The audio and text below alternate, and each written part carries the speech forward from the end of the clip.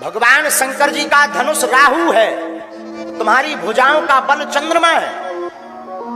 चंद्रमा अगर राहु के पास जाएगा तो क्या होगा?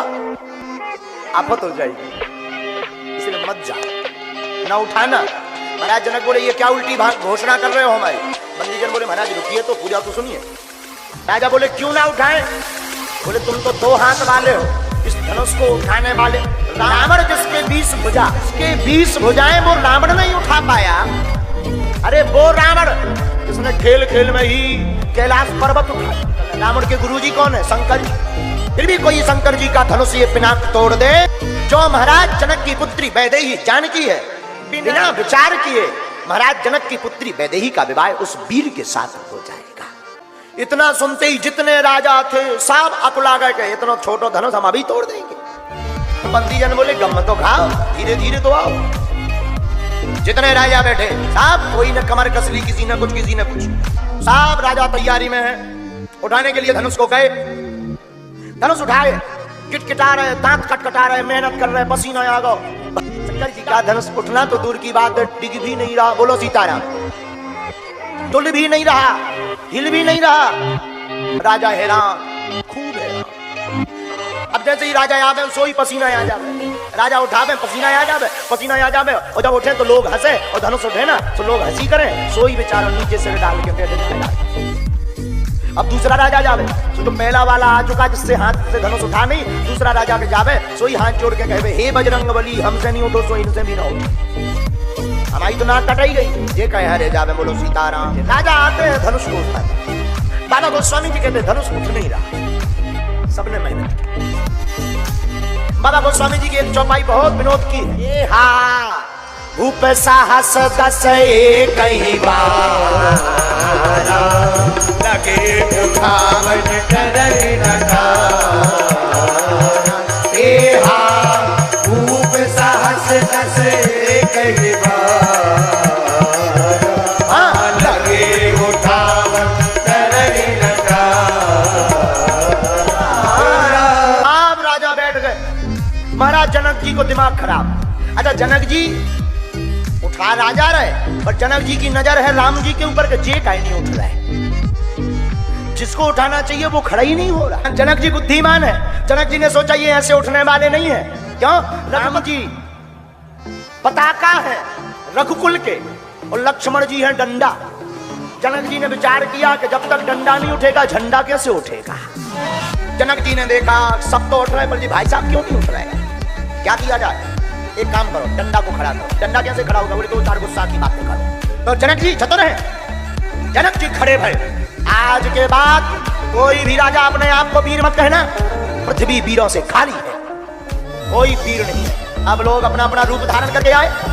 देवता भी सभा में आए, धनुष भी आए, लेकिन आज तक बड़े बड़े बड़े बड़े वीर बने रहे।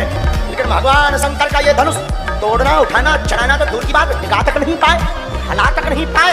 आज के बाद अपने नाम के आगे पीछे तीर मत लगाना। जहां जनक जी इतना बोले सब राजा मुंह नीचे डाल के खड़े हो गए। लक्ष्मण जी की भौएं टेढ़ी। राम जी बोले तुम कहे हवक रहे। लक्ष्मण जी बोले अगर आपकी आज्ञा हो तो 2-4 परफॉर्मेंस ने करके बताएं। राम जी बोले क्यों?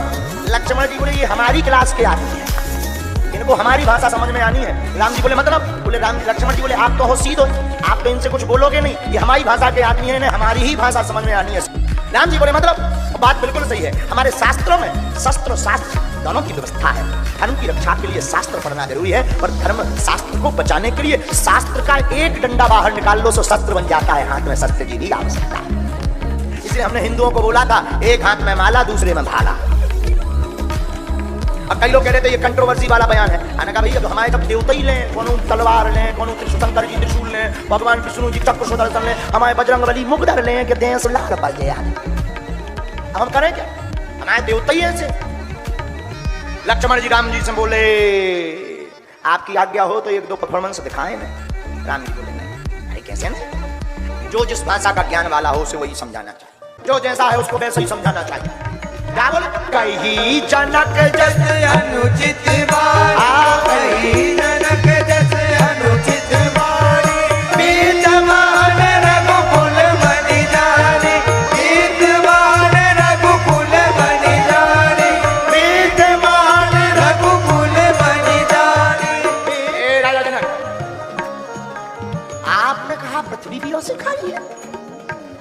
सुनो जनक जी, जिस सभा में रघुवंशियों में से एक भी बताओ, उस सभा में इस तरह की बात करने का कोई साहस भी नहीं करता। खाली नहीं है, और आप तो साक्षात रघुवीर श्री राम के सामने और तुम वीरता की क्या कहते हो?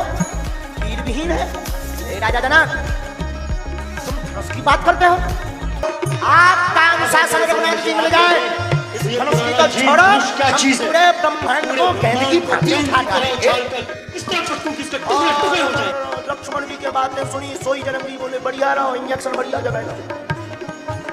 उधर जानकी जी जो पहले निराश थी, अब जानकी माता खुश हो गई, गजबई कर दिया देवर जी, हाय हाय हाय, बहुत अच्छा देवर जी, गुड परफॉर्मेंस, लगे रहो।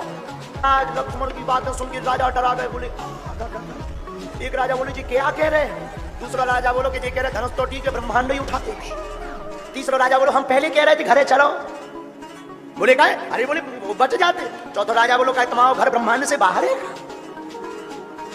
एक राजा बोलो रो तो क्या अगर ब्रह्मांड उठाए तो क्या हुई है, दूसरा राजा बोलो क्या हुई है, धर दे तो फिर धर ले बैठ जाओ, उठाएंगे तो रखेंगे भी तो।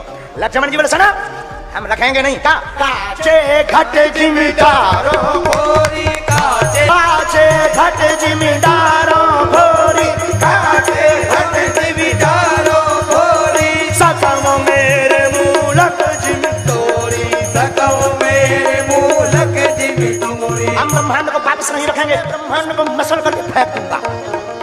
लेकिन लक्ष्मण जी जोश में भी होश नहीं खोए, क्या बोले राम जी ये हम कर तो देंगे, अपने प्रताप से नहीं आपके प्रताप से। धीरे से राम जी बोले कहीं गुस्सा में सही में धनुष ना तोड़ दियो।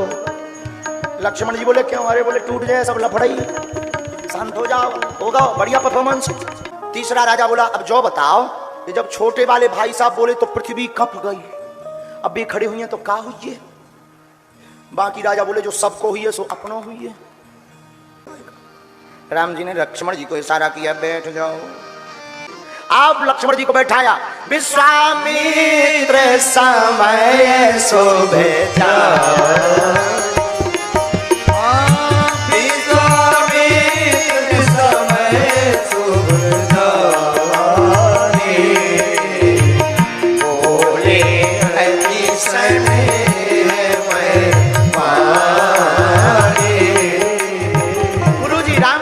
समय जान करके, शुभ समय जान करके बोले क्या, उठाओ राम बन जाओ भाव चापा, उठाओ राम बन जाओ भाव चापा, मैं कहूँ तात जनक परितापा, मैं कहूँ तात जनक परितापा। पूज्यपाद गुरुदेव भगवान कहते राम उठो। राम जी बानी सुनकर के खड़े हुए, रघुनाथ जी को न प्रसन्नता है न विषाद, मधुर तीखी मुस्कान, राम उठो। आए सहज ही चले सकल जग स्वामी, राम जी सहज चल रहे,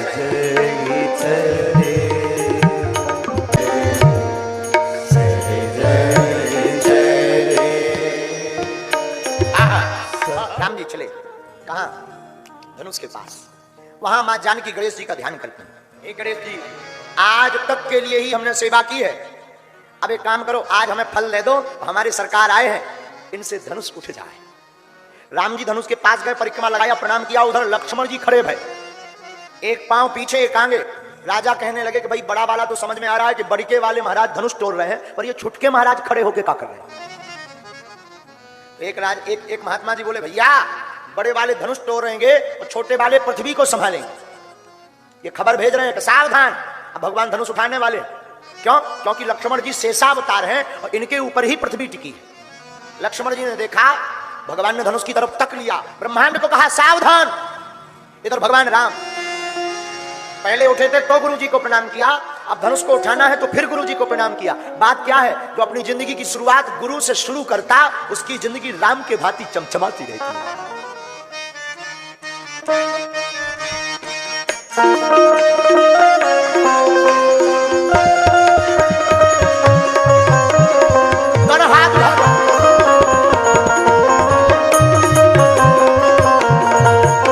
भगवान धनुष के पास गए, देखा, ताका, साहब गुरुजी प्रणाम।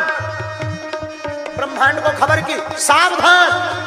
लक्ष्मण जी ने पृथ्वी को दबाया, सावधान। देवताओं को खबर दी, सावधान। राम जी ने धनुष की तरफ निहारा, निहारा, देखा देखा देखा देखा देखा, और भगवान कहते हैं गोस्वामी तुलसीदास जी, ए हा